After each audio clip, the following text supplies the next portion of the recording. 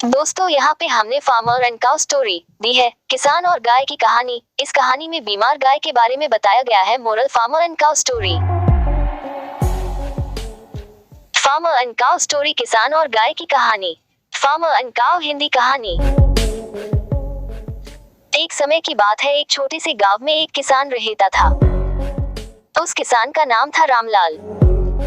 वह खुद अपने खेती बड़ी करके फसल उगाता था और इसने बहुत सारे पशु भी पाल रखे थे, जैसे कि मुर्गियां, सुअर, बैल और एक बड़ी सी गाय। इन सभी पशुओं में घरपाल जी गाय बहुत पसंद थी,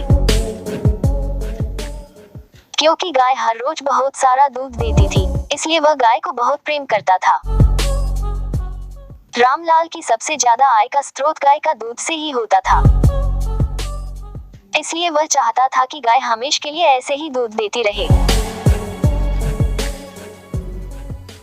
एक दिन रामलाल अपने खेत में बैलों को जोत के हल चला रहा था। तब उसका बेटा घर से दौड़ता हुआ खेत में आया और पिता के पास जाकर बोला, पिताजी,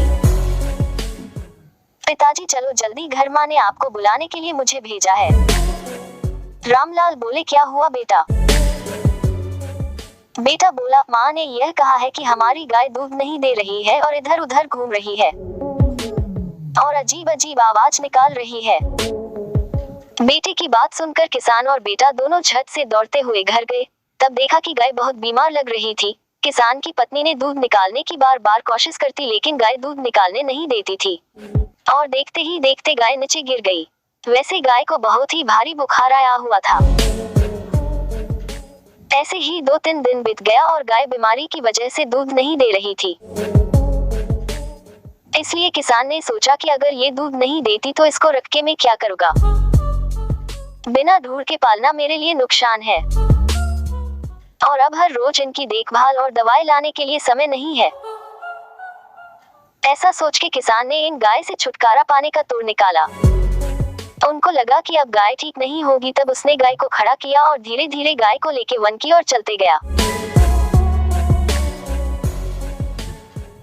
गाय ने बहुत दूध दिया था और अब वो उन किसान के लिए बोझ बन गई थी, इसलिए उस किसान ने वन के अंदर ले जाकर निसहाय गाय को छोड़ दिया और गाय को जंगल में छोड़कर वह किसान अकेला घर आ गया। बेचारी गाय लाचार होकर उस किसान को देखती ही रह गई। थोड़ी देर बाद वह गाय अकेली होने की वजह से डरने लगी और उन घने जंगल से निकलने की ओर देखने लगी और थोड़ी सी हिम्मत जुटाकर वो चलने लगी। बहुत देर तक चलने के बाद वह जंगल से बाहर खुले में निकल पाई। बाहर निकलने के बाद अचानक उन्हें एक छोटा सा घर दिखाई दिया। वो जल्दी से उस घर की ओर चलने लगी। घर तक पहुंचते ही वह थकावट से बेहोश होकर घर के दरवाजे के पास गिर गई। वह घर एक गरीब आदमी मधु का घर था। सोमलाल सुबह सवेरे घर से बाहर निकला तो दरवाजे पर उसने गाय को देखा। गाय बहुत बीमार लग रही थी और उसे यह देखकर बहुत दुख हुआ। उसने अपनी पत्नी को मदद के लिए बुलाए और अपनी पत्नी को कहा, चलो यह गाय हमारे घर पे मदद के लिए आई होगी और यह बहुत बीमार है, हमें इनकी मदद करनी चाहिए। हमारे पास कुछ आटा और गुड़ है, वो जल्दी से लेके आओ, जो कि उसे खिलाना है। सोमलाल की पत्नी ने गुड़ और मकई का आटा ले आई और गाय के मुंह के आगे रख दिया। फिर गाय के सिर पर गीला कपड़ा रखा। सोमलाल और उसकी पत्नी दोनों बहुत दिनों तक गाय की सेवा की और धीरे धीरे गैया की तबीयत ठीक होने लगी। जल्दी ही गाय अपने आप चलने लगी। सोमलाल रोज उसे खिलाते हुए बातें करता था। सोमलाल से गैया को भी बहुत लगाव हो गया। एक दिन जब सोमलाल अपने घर के बाहर सफाई कर रहा था, तब गैया उसके सामने आई और अपने पैर पटककर खड़ी हो गई। पहले सोमलाल को समझ नहीं आया, फिर उसको लगा कि शायद वो दूध देना चाहती है। फिर वो मटका लाया और दूध निकालने लगा। इतना सारा दूध देखकर सोमलाल खुशी से झूम उठा। जल्दी ही वह अपनी पत्नी को दिखाया, भगवान देखो आज गाय ने हमें क्या दिया है। आज गौ माता ने हमें बहुत सारा दूध दिया है, हम इसे बेचकर अच्छा पैसे कमा सकते हैं। ये तो कमाल हो गया जी, लगता है ईश्वर ने हमारी प्रार्थना सुन ली। पत्नी पत्नी बोली, दूध देखकर यह तो बहुत अच्छा हुआ है। आप शहर जाए और इसे बेचकर पैसा ले आइए, आज रात हम दावत करेंगे।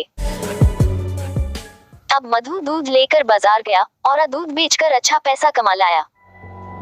उसने भगवान को धन्यवाद किया। उस दिन से वह हर रोज दूध बेचने लगा और जल्द ही वह अपने शुद्ध दूध के लिए दूध लेने वालों में मशहूर हो गया।